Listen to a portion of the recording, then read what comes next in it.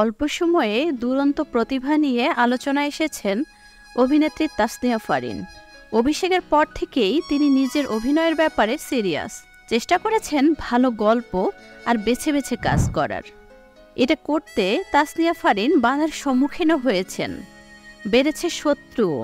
কেন বাধার সম্মুখীন হয়েছেন, কেনই বা তাসনিয়া ফারিনের শত্রু বাড়ছে, এই ভিডিওতে জানাবো বিস্তারিত। অভিনয় এবং নিজের পরিচ্ছন্ন ইমেজ বজায় রাখতে হলে ভালো গল্প বাছাই করা জরুরি, আর সেটা করতে গিয়ে তাসনিয়া ফারিনকে অনেককেই না বলতে হয়েছে। আর এই না বলার কারণেই নাকি মিডিয়ায় ফারিনের শত্রু দিন দিন বেড়েই চলছে। 2020 সালে নাটক দিয়ে আলোচনায় আসেন ফারিন।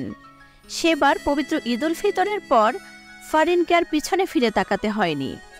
শিহাব শাহীন, মিজানুর রহমান আরিয়ান সহ জনপ্রিয় নির্মাতাদের সঙ্গে কাজ করেছেন তিনি। টেলিভিশনে দুর্দান্ত সূচনার পর তাসনিয়া ফারিন নাম লেখান ওটিটি ও সিনেমায়। সেখানেও ছিল চমক। শুরুতেই মোস্তফা সরওয়ার ফারুকীর web series ladies and gentleman দিয়ে ওটিটি দুনিয়ায় পা রাখেন ফারিন। সেখানেও দারুণ সফল হন তিনি। এরপর ফারিন কলকাতার সিনেমা আরও এক পৃথিবীতে নাম লিখিয়ে দুই বাংলা দর্শকের নিকট আলোচনায় আসেন। সিনেমাটিতে তিনি পরিচালক হিসেবে পেয়েছিলেন নন্দিত নির্মাতা অতনু ঘোষকে। ছবিতে তার সহশিল্পী ছিলেন কৌশিক গাঙ্গুলি, অনিন্দিতা বোস। আরও এক পৃথিবী সিনেমায় অভিনয়ের জন্য ফারিন এবছর পেয়েছেন ভারতের ফিল্মফেয়ার পুরস্কার। সেখানে সেরা নবাগত অভিনেত্রীর পুরস্কার জয় করেন ফারিন। এছাড়াও ওটিটি দুনিয়ায় সিন্ডিকেট, নিঃশ্বাস, কারাগার, পুনর্মিলনে, অসময়, কাছের মানুষ দূরে থুইয়াতে নাম লিখিয়েছেন ফারিন। প্রতিবারই দর্শকদের কাছে নতুন রূপে হাজির হয়েছেন।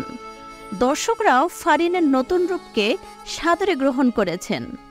এজন্য ক্যারিয়ারের শুরু থেকেই কঠিন সিদ্ধান্ত নিতে হয়েছে ফারিনকে। দর্শকের ভালোবাসা পাওয়ার পর থেকেই ফারিনকে শিখতে হয়েছে না বলা। তিনি চাননি গড়পড়তা কোনো কাজ করতে বা নিজের ইচ্ছার বিরুদ্ধে বাধ্য হয়ে কোনো কাজে নাম লেখাতে, যে কারণে ফারিনকে নিজের সিদ্ধান্ত নিজেকেই বুঝে শুনে নিতে হয়েছে। এমনকি এজন্য দিনের পর দিন ধৈর্যও ধরতে হয়েছে। ফারিন বলেন, আমি অনেক ভেবেচিন্তে সিদ্ধান্ত নিই। চরিত্র ও গল্পে এমন কি নতুনত্ব আছে যে আমার জন্য নতুন, আমার ক্যারিয়ারে কি প্রভাব ফেলবে, এসব লক্ষ্য করতে হয়।